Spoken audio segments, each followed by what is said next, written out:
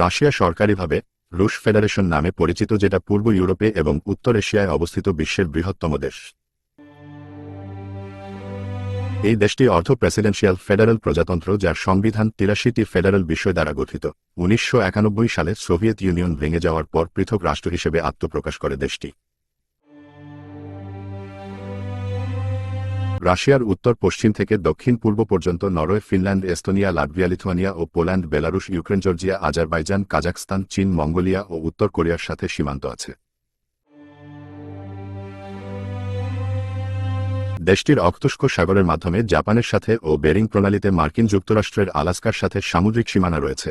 Russia বিশ্বের বৃহত্তম দেশ, যার রয়েছে পৃথিবীর মোট আবাসযোগ্য জমির 1/8।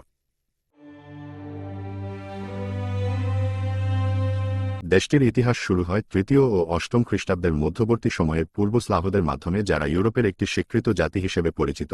পরবর্তীতে ভারানজিয়ান যোদ্ধা ও তাদের বংশধরদের দ্বারা প্রতিষ্ঠা ও শাসিত হয় এবং নবম শতকে দেশটির উত্থান শুরু হয়। মস্কোর গ্র্যান্ড ডিউক শেষ পর্যন্ত পার্শ্ববর্তী রুশ অঞ্চলে আধিপত্য বিস্তার করেন ও যাযাবরদের কাছে থেকে স্বাধীনতা অর্জন করেন। তারা মূলত কিয়েভান রাশিয়ার রাজনীতি ও সংস্কৃতিকে শাসন করেন। সেখানে ধনী দরিদ্রের ভেদরেখা ভেঙে ফেলা হয়, শ্রমিককেই দেওয়া সর্বোচ্চ মূল্য, বিজ্ঞানের সমস্ত ক্ষেত্রে সাহিত্যের বিশাল অবদান রাখে। রবি ঠাকুর সোভিয়েত দেখে বলেছিলেন, স্বর্গ দেখে এলুন। এসময় এটি অত্যন্ত শক্তিশালী দেশ হিসেবে আত্মপ্রকাশ করে, যেটি দ্বিতীয় বিশ্বযুদ্ধের সময় সোভিয়েত ইউনিয়নে প্রথম জার্মানির পরাজয় ঘটে। তারপর নাৎসি জার্মানির পতন অবশ্যম্ভাবী হয়ে ওঠে এবং শেষমেশ হেরে যায়। রাশিয়া ইউরেশিয়া ভূখণ্ডের উত্তর অংশের বেশিরভাগ এলাকা জুড়ে বিস্তৃত। পূর্ব ইউরোপের বেশিরভাগ অংশ রাশিয়াতে পড়েছে। এটি আয়তনের বিচারে বিশ্বের বৃহত্তম দেশ। রাশিয়া বিশ্বের সর্বপ্রথম বৃহত্তম দেশ এবং প্রথম শীতলতম দেশ বলে এ দেশে সারা বছর হিমশীতল এবং শৈত্যপূর্ণ থাকে। অতিরিক্ত আর্কটিক বরফাচ্ছন্নের অতি উচ্চভূমি এবং রুশ প্রকৃতির হেতু দ্বারা শৈত্যপ্রবাহ সৃষ্টি হয় এবং সারাদিন শৈত্যপ্রবাহ চলতে থাকে। এই দেশে বছরে 10 মাস শৈত্যপ্রবাহ এবং 8 মাস বরফাচ্ছন্ন হয়ে থাকে। রাশিয়ার সাইবেরিয়া এলাকায় সারাদিন ঠান্ডা ও শৈত্যপ্রবাহ থাকে এবং পশ্চিম দক্ষিণাংশে গরম থাকে। বিধায় রাশিয়া দেশটি হাড়কাঁপানি ঠান্ডা বলে এখানে থাকাটা খুবই কষ্টকর এবং প্রতিকূল।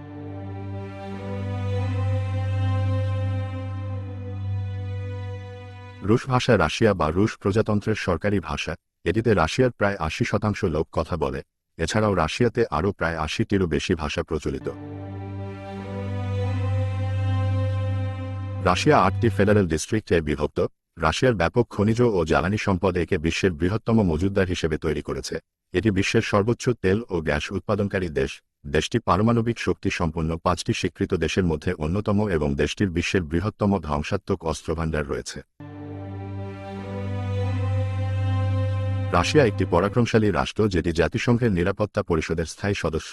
G8, the council of Europe, the Asia Pacific economic cooperation, Shanghai সহযোগিতা সংস্থা, ইউরেশীয় অর্থনৈতিক কমিউনিটি, ইউরোপ নিরাপত্তা সংগঠন কাউন্সিল ও বিশ্ব বাণিজ্য সংস্থার সদস্য। স্বাধীন রাষ্ট্রের কমনওয়েলথের অন্যতম সদস্য। সোভিয়েত ইউনিয়নের পতনের পর রাশিয়াতে পরিকল্পিত অর্থনৈতিক ব্যবস্থার অবসান ঘটে এবং 1990-এর দশকে দেশটিতে লাগামহীনভাবে পুঁজিবাদী অর্থনীতি বিস্তার লাভ করে। এর ফলে স্বল্পসংখ্যক ক্ষমতাবান ব্যক্তির হাতে বেশিরভাগ সম্পদ কুক্ষিগত হয়। 2003 সালে রুশ সরকার ইউকোস নামের তেল কোম্পানিটি ভেঙে দিলে রাশিয়ার অর্থনীতি আবার একনায়কতান্ত্রিকতার দিকে মোড় নেয়। যদিও মার্কিন যুক্তরাষ্ট্র ও ইউরোপীয় ইউনিয়ন রাশিয়াকে 2002 সালে মুক্ত বাজার অর্থনীতি হিসেবে চিহ্নিত করে, সরকারি নিয়ন্ত্রণ এখনও সেখানে বড় ভূমিকা রাখছে। রাশিয়াতে বর্তমানে মুক্ত বাজার ব্যবস্থা প্রচলিত। প্রাকৃতিক গ্যাস, তেল, কয়লা ইত্যাদির বিশাল ভাণ্ডার রাশিয়ার অর্থনীতিতে বড় ভূমিকা রাখে। রাশিয়ার অর্থনীতি বিশ্বে 10ম বৃহত্তম। 21 শতকের শুরু থেকে সুষ্ঠু রাজনৈতিক ভারসাম্য এবং অভ্যন্তরীণ ব্যবস্থাপনা রাশিয়ার অর্থনীতির ব্যাপকায়নে ভূমিকা রেখেছে। কেবল মস্কো এলাকাতেই রাশিয়ার অর্থনীতির বিশাল অংশ নিয়ন্ত্রিত হয়। এছাড়া 1990-এর পর থেকে অবকাঠামোগত উন্নয়ন হয়নি তেমন উল্লেখযোগ্য হারে। তবে সরকার 2020 সালের মধ্যে $1 ট্রিলিয়ন অবকাঠামোর উন্নয়ন বাবদ খরচ করার ঘোষণা দিয়েছে। রাশিয়ার অর্থনীতির বিশাল অংশই প্রাকৃতিক সম্পদের উপর নির্ভরশীল। বড় শিল্পায়ন প্রাধান্য দেবার মাধ্যমে প্রাকৃতিক সম্পদের উপর নির্ভরতা কমিয়ে আনার চেষ্টা চালিয়ে যাওয়া হচ্ছে।